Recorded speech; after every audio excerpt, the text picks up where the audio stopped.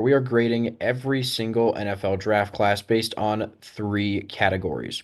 First of all, we're going to grade based off of whether or not the team drafted the players that fit their needs for next season, as well as the overall talent that they got, just assessing the draft class as a whole.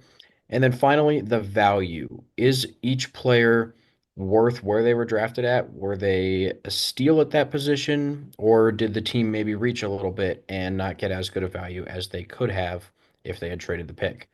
And then after that, we're going to go ahead and give them an overall grade. So with that being said, let's go ahead and get into the video. A season that saw them as the top wildcard team in the AFC, but lose to the Texans in the wildcard round. The Chargers went into the NFL draft needing a wide receiver, tight end, defensive tackle, offensive guard, and a running back. And with their first round pick, they took Amarian Hampton, a running back out of North Carolina, the overall number two running back behind Ashton Genty, drafted him right where he was expected to, meeting that team need. And we know Jim Harbaugh loves his running backs from his Michigan days, so he is going to work great in this Charger scheme. Next up, they grabbed another team need, getting a wide receiver out of Ole Miss in Trey Harris. Another really good pick for the Chargers. Trey Harris, solid pass catcher.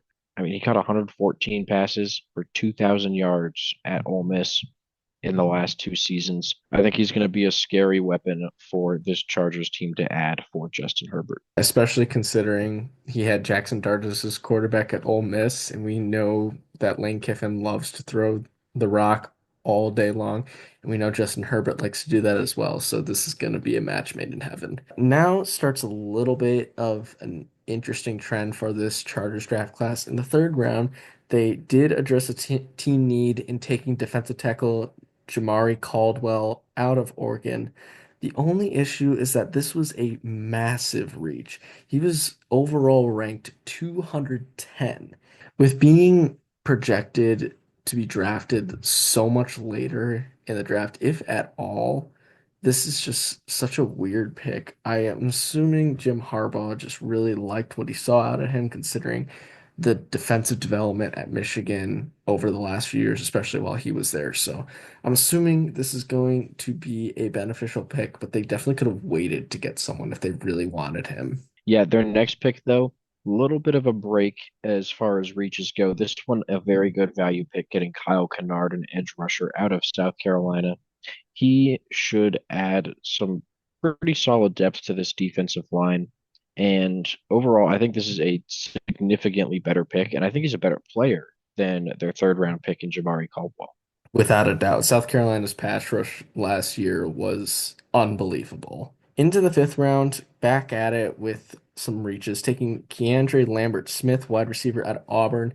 6'1", 190 does address another team need along with that Trey Harris pick earlier, but with it being such a big reach, I don't understand it, especially considering they still have young wide receivers on their roster. They took Lad McConkey in the draft last year, and they still have Quentin Johnston. If you really just wanted another depth piece, then that's okay, and that's all he might be. But just really kind of an interesting pick here for the Chargers. Their next pick, they grabbed Oronde Gadsden, the second out of Syracuse, to play tight end.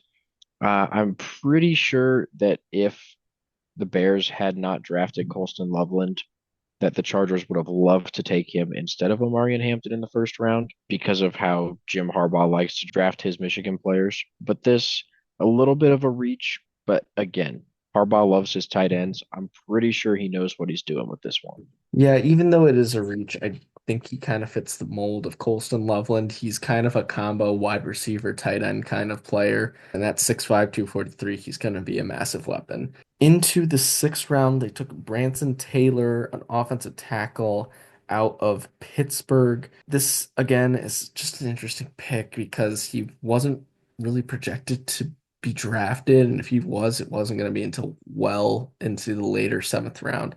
So with it also not meeting one of their team needs, just kind of a, once again, just a strange pick. If they plan on moving him to offensive guard, then it's okay. But I don't think they will. I don't think he has any experience playing at a guard position. Yeah, their next pick, though, later in the sixth round, getting an absolute steal in RJ Mickens, safety out of Clemson.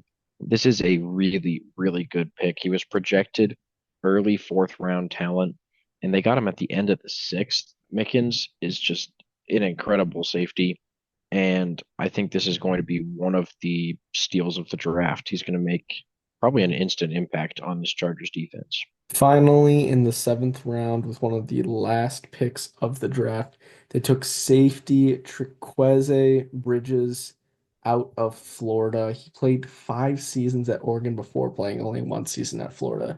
Kind of a strange pick considering that he was projected to go undrafted and they just took RJ Mickens in the previous round. But he is a very large safety. He's 6'2", 200 pounds. Definitely could be a useful player for them to utilize just because of so much versatility. He's lined up in various spots. But with Derwin James still on the roster, I don't know how much playing time he's going to see earlier on. Taking a look at the needs grade, it's going to be a B plus. They hit 4 out of the 5 needs, but waited a little bit on getting the tight end. We'll give them the benefit of the doubt because it is Jim Harbaugh. And like I said, he really knows his tight ends. I'm not getting a guard, going to hurt the grade just a little bit, but still a B plus, pretty respectable. Talent wise, though, it is going to be a B minus. Outside of Omarion Hampton and Trey Harris, some of these picks were pretty questionable. I also like Kyle Kennard and RJ Mickens. But other than that, some of these guys projected seventh round talent that they drafted in the third or fifth rounds, that plays into their value grade, which is only going to be a C. There were a lot of reaches by the Chargers in this draft.